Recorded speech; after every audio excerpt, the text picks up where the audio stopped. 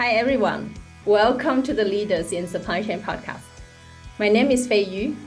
I'm the Managing Director Europe at Alcott Global.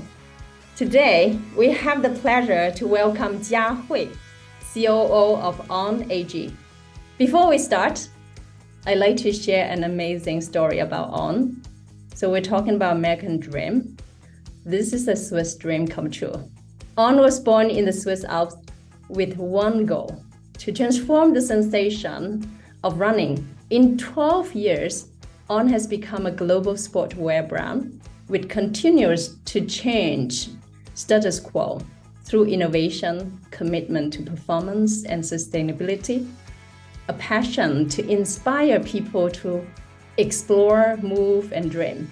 During Jiahui's 8 years at On, the company grew its global team from 40 to 2,000, went public in 2021, and achieved revenue growth of 60 times to 1.2 billion Swiss franc in 2022.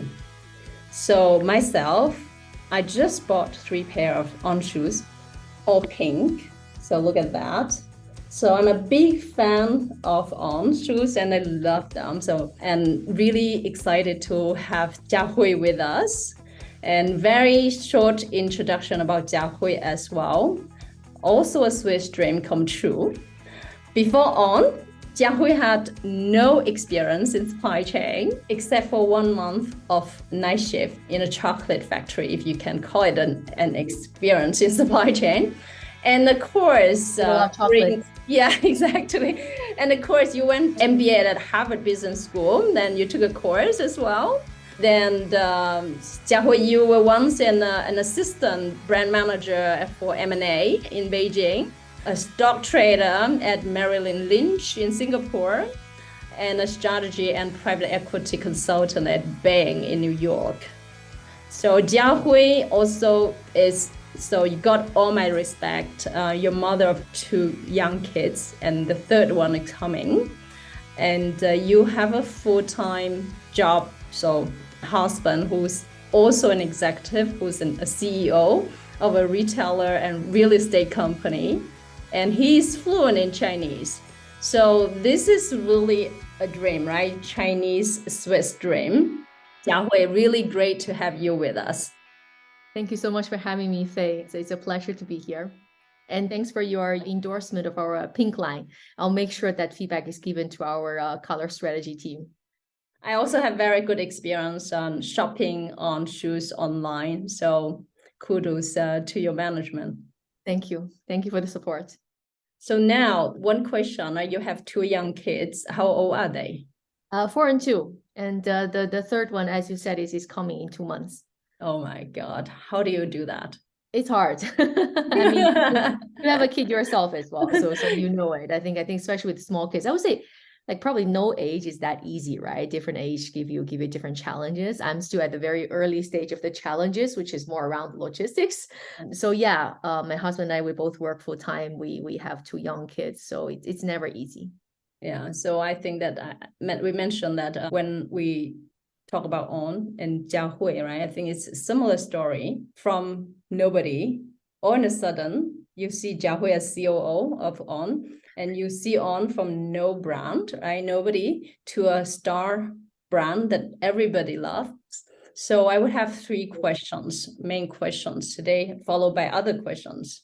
How? How did you make a fast track to be a COO of a listed company?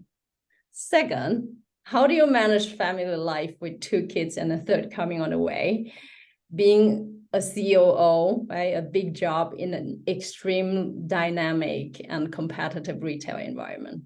And third, how did you On make it from nobody, right? So we see that, right? So from a local brand, small brand to today's star position. So we have this Nike, Adidas, and then so Axis and all the brands there. Now I don't see them right at home anymore. We only have on shoes. How Because do you live in Switzerland. yes. So let's start. Sure. Hey, again, thanks for having me here. And again, like I mentioned, I'm pregnant. I typically have pretty good memory, but now I have my pregnancy brain. I might need your reminder to the other questions. I can handle one question at a time. Sure. Let's start. If I remember right, you were asking first about kind of my career path, and then how do I end up kind of in supply chain and in a COO position in a very, say, traditional kind of industry, consumer goods, sporting goods, and where I get here, right? So yeah, no, thanks for that question. I mean, it's not something part of my kind of career plan, say 10, 15 years ago, definitely not. But I would say my early career was involving a lot of exploration. I tried a lot of things coming out of university. I was in sales, I was in marketing, in PR, and then I found myself really, really into numbers. Then I switched kind of into finance. I was in private equity and then stock trading. And then I went back to consulting because I wanted to find the intersection between numbers and operations, which I really enjoyed as well. Honestly, ending up at On in operations was quite a lucky but also unplanned move. So I moved to Switzerland in I'm born and raised in China, by the way. And then I was working in China as well. I went to the US for business school in 2010. And then I was working in New York as a private equity consultant at Bain. 2015, I decided to move to Switzerland for personal reasons because my husband is Swiss. He's based here. He works for a local company. I was a little bit more flexible being a consultant. So we wanted to be together. I decided to move to Switzerland, and then I got introduced to this small startup called On.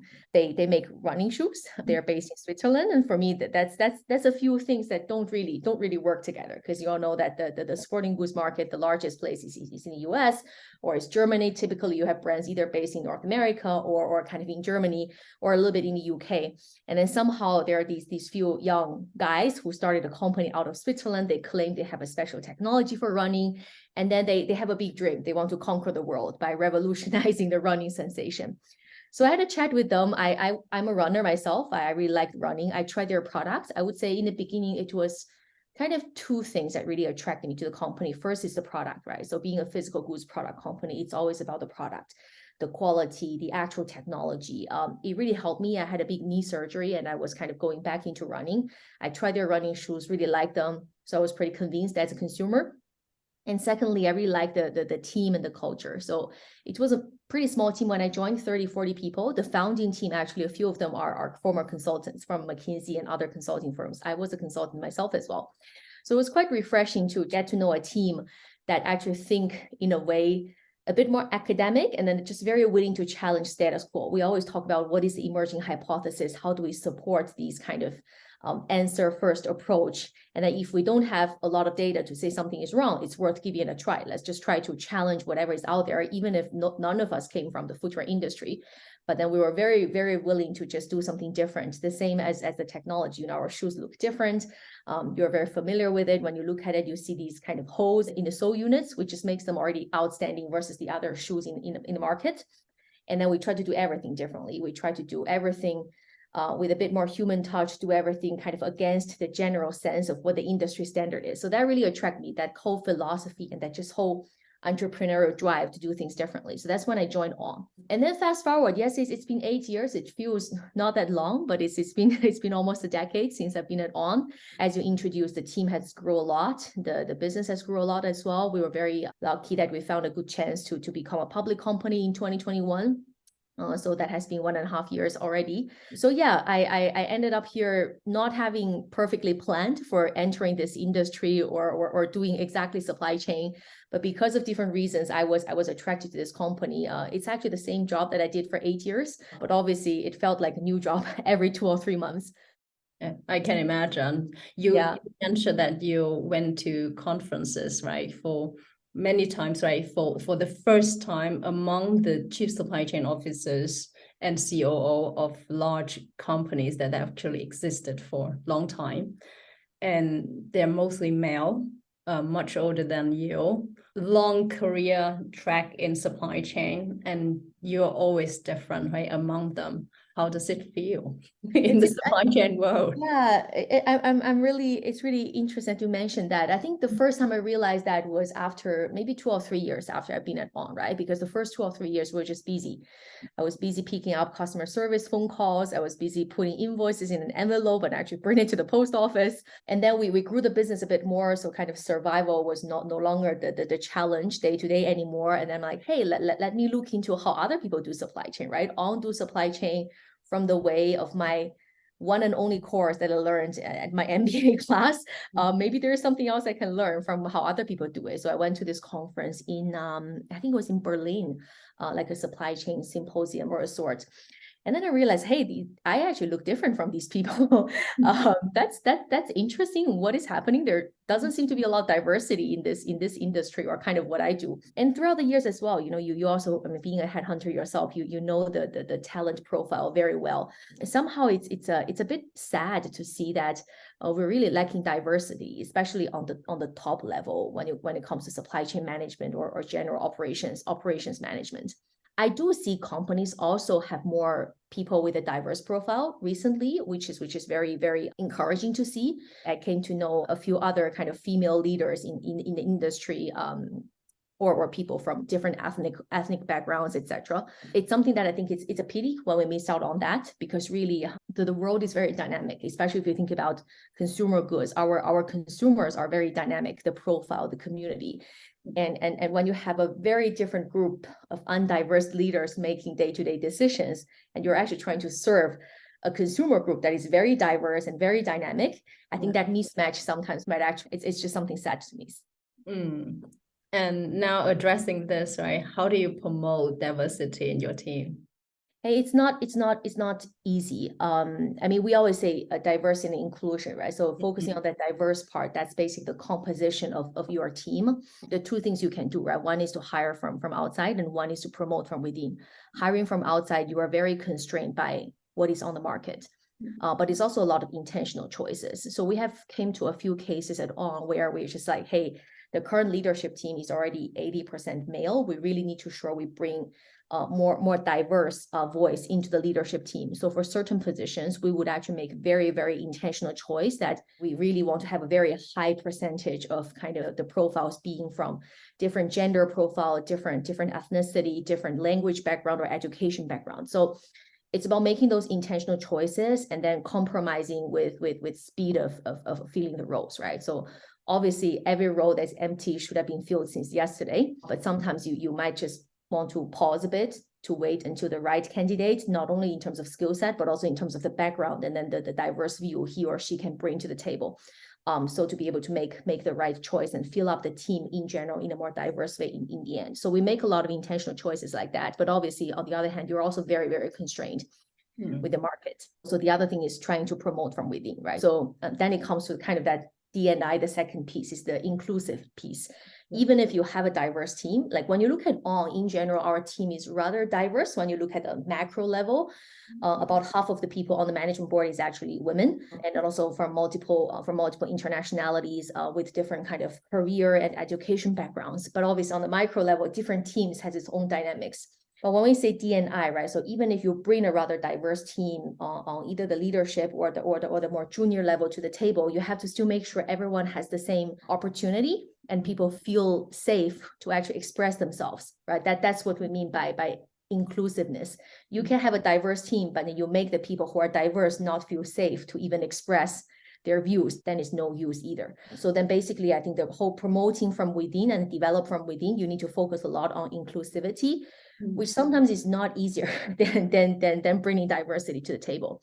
So we do a lot of internal discussion around psychological safety. What does it mean, psychological safety? When do I feel I am safe? Then I can be myself, express myself, be even better than myself.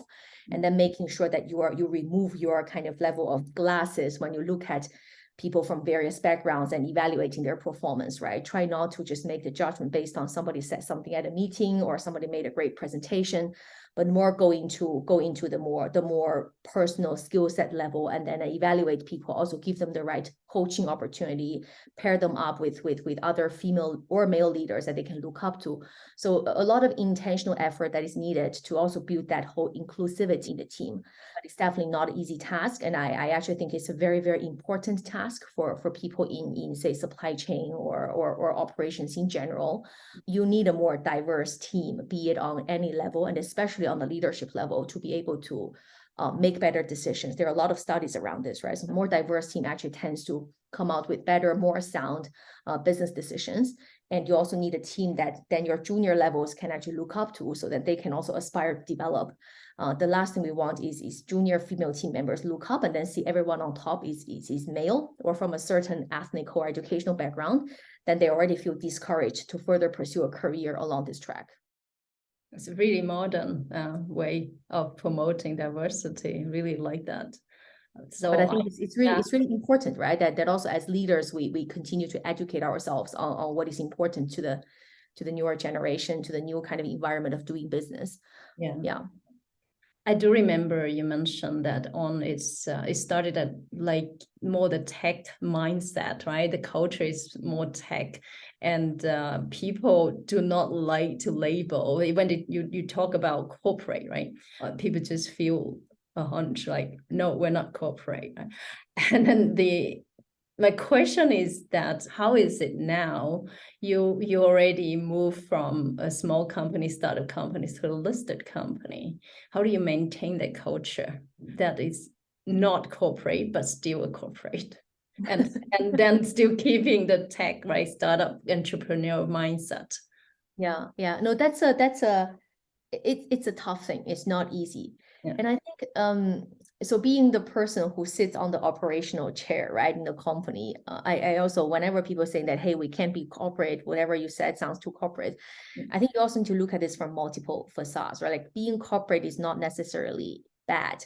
What do you mean by being corporate, right? Like when we refer to something as being corporate, there are many sides of it. There is like, hey, corporate can be political, corporate can be hierarchical, corporate can also be efficient and process minded, and corporate can be with clarity and then with a certain communication channels, right? So certain things actually are the positive elements that we can learn from as a startup or scale up, and certain elements we're sure that we want to avoid having, right? For example, being very hierarchical in decision making, in the way you treat each other, in the way you grow talents, in the way you kind of start to build politics everywhere in the company. That's something we definitely want to avoid.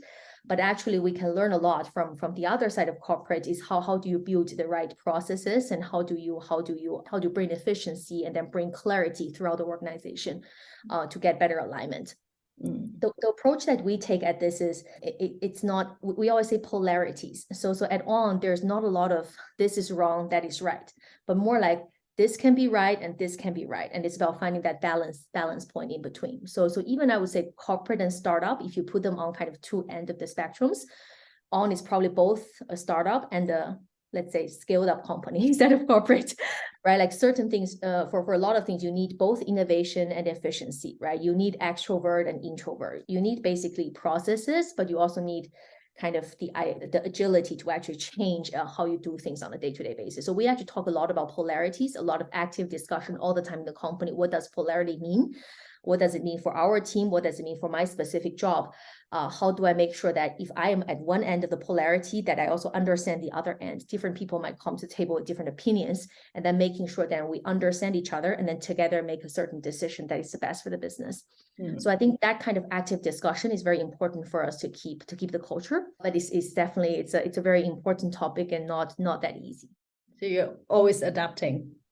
We're definitely always adapting, but also there are also certain elements that is so core to the business, that is so core to your culture, that you need to make sure you always protect, right? Like what you mentioned, we are a very innovation-driven company. We're a very product-driven company, and that should never change. If you're compromising innovation and product to efficiency and cost, that's probably the wrong decision being made, because then it's not On anymore, and you might be sacrificing your competitive edge. So I think certain things is very core to us, and we always try to keep that as the core. Like it's always product first, it's always innovation, technology first.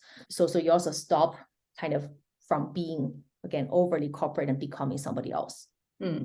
Okay. I think that I love to come to the third how, right? How I need your help. What was the third? no, I'm just coming to that. I think it's the most fascinating one. How do you manage family life with two kids, and the Okay. third one coming, Okay. being a COO, and Yeah. then your husband is also extremely busy. How do you guys manage that? Yeah. Hey, I think there's no magic answer. It's not about how do you get everything. I mean, unfortunately, you just cannot get everything. Very early on in my motherhood, I was told that there's this triangle, right? Is the family, is your career, and then is yourself. Maybe it's even more elements in there, like your family or relationship, whatever, right? So you just cannot get everything. This is for sure. It's never easy, and hey, it takes a village to raise a family. You never can do this alone. So I think it's also important that we need to admit that we all need a lot of help along this, right? I have a very, very supportive husband who also has a very, very busy executive job, but I would say we are very supportive of each other in both our career and also in the way we share loads at home. We have our extended family to help. Sometimes we get also external help to come in, like for cleaning or stuff like that. I think it's also very important that women don't feel like they have to do everything. You need to admit that you need help, and you actually go and get the help you need. And even with all these help, right, it's still not perfect. Like it's interesting. I was just discussing with my my peer the other day. She's a general manager of our Americas business. That sometimes there's still a little meltdown moments at home. You know, we both have very small kids, and because she just disappeared from one of the meetings, she said, "Hey, family emergency, I need to be gone for the day." And then the second day I checked in, I'm like, "Hey, what happened?" She said, "Yeah, somehow everybody at home was just not in a good mood, and I realized I need to go home and then to really bring situation under control." And the same thing happened to me as well every now and then. And you just need to be okay with this kind of situations, right? So I think just having that peaceful mindset that things will not be perfect all the time and things will not be under control all the time is very important. It's very important to have your peer group to be able to talk about these issues, and then knowing that I am not the worst mom in the world, it's okay. And I think having your support system, right, being it your partner, your extended family, or external help, so to be able to sort of finding a balance. But to be honest, I mean, you know it probably also very well, being a mother for quite some time. Actually, you're a more experienced mother than I am. It's never easy, and trust me, nobody really has that balance. But then be grateful also for the small moments of balancing moments. It's already good enough. It's part of the challenge, right? That's also why we sign up to be a mom, because we want more challenges in life.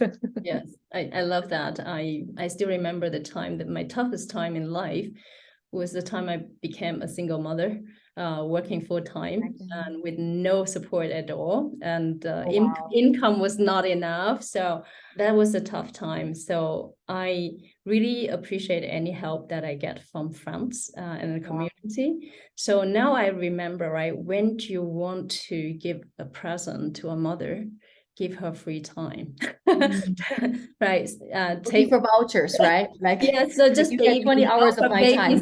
help her babysit the kids, Yeah. and then she Yeah. go for a walk and run, and that's the best present we can give to a mother.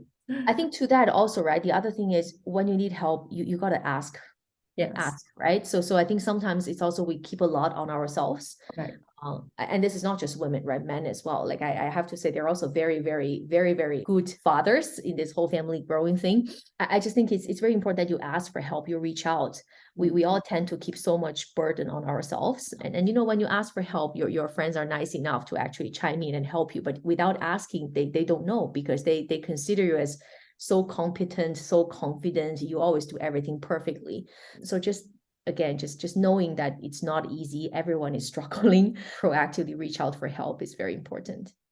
So Jiahui, I want to keep you forever because you're so inspiring. Your idea is so new, right? Eye-opening. But I know you also have a hard stop. So I would ask one last question. Please. What advice would you give to young talent? You're young yourself, but younger talent to who Thank aspire you. to Thank you. I don't get that comment a lot these days, unless I talk to supply chain people. So hey, I think I don't consider myself old, but I also feel honored. I'm obviously not a Generation Z.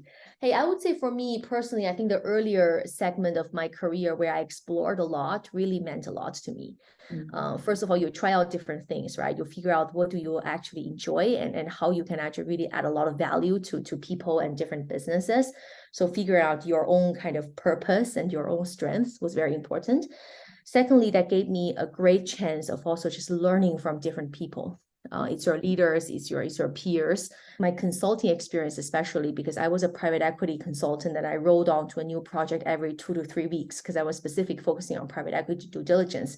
So in 2 years, I had almost more than 20 managers. And that was just such an asset that you can learn so many different leadership styles. Some of them you aspire to be, some of them you are pretty sure that you don't want to be.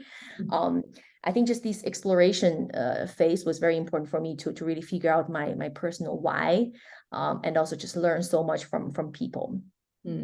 That's very important. I think secondly is obviously don't be afraid of challenging status quo, right? Like if you feel like you're being constrained, if people are telling you don't have enough experience and you just need to be patient, you need to wait until opportunity comes to you, it might just be the wrong place for you. Obviously, you need to make sure, like I think really be very, very open about growth and then be very, very mindful about your growth, right? So a lot of times I think people get complacent and then just wait until growth opportunities come to them. But for me, that's more about you own your future, you own your growth. Obviously, growth comes in multiple dimensions, right? It's definitely not just about promotion, big titles, raises, but then look at what you're learning from a competency perspective, from a soft skill perspective. And if you feel like you're not learning and nobody's helping you out, it's your responsibility. You need to move on yourself. As a COO, what are the 3 qualities you want to see in a young talent? Hey, I think definitely that whole growth mindset and that eagerness to learn is very important. On the other hand, I think you can never overemphasize kind of the people skills. And by people skills, I'm not talking about kind of managerial or anything from that perspective, but just the fact that somebody can be authentic and somebody can have empathy for other people. That's a great starting point, right? If you can well express yourself and you have actually the courage to show your vulnerabilities, and then you have the ability to understand other people, I think that's a very, very important asset. Number 3, it's always hard to answer a question of 3 things. I think the third one. You can say more, you can tell more. probably comes to grit, right? Kind of your determination. Like you also cannot hop around for too long and never try to build any competency or speciality anywhere, right? So having that, again, this is about learning, but then it's more deep learning rather than like kind of I on the surface learn everything, but then you need to go deep at some point and then build competency for yourself. And then to actually deeply learn or achieve anything, it takes grit, it takes patience, it takes the capability to deal with frustration and temporary setbacks. That's something I would also really value. Fantastic. Love that advice. So thank you very much, Jiahui, for being with us and giving insight to our audience. As I said, I'd love to keep you forever. And let me know when I can help and come over to babysit so that you can take and go for a run. Thank you so much. That's I'm going to keep that as a voucher for some point. Thank you very much. Okay, thanks. Thank you for listening to our podcast. If you like what you heard, be sure to go to alcottglobal.com and click the podcast button for all the show notes of the interview. Also, subscribe to our mailing list to get our latest update first. If you're listening to a streaming platform like iTunes, Spotify, or Stitcher, we would appreciate the kind review. 5-star works best to keep us going and our production team happy. And of course, share it with your friends. I'm most active on LinkedIn, so do feel free to follow me. And if you have any suggestions on what to do and who to invite next, don't hesitate to drop me a note. And if you're looking to hire top executives in supply chain or transform your business, of course, contact us as well to find out how we can help. Thank you very much.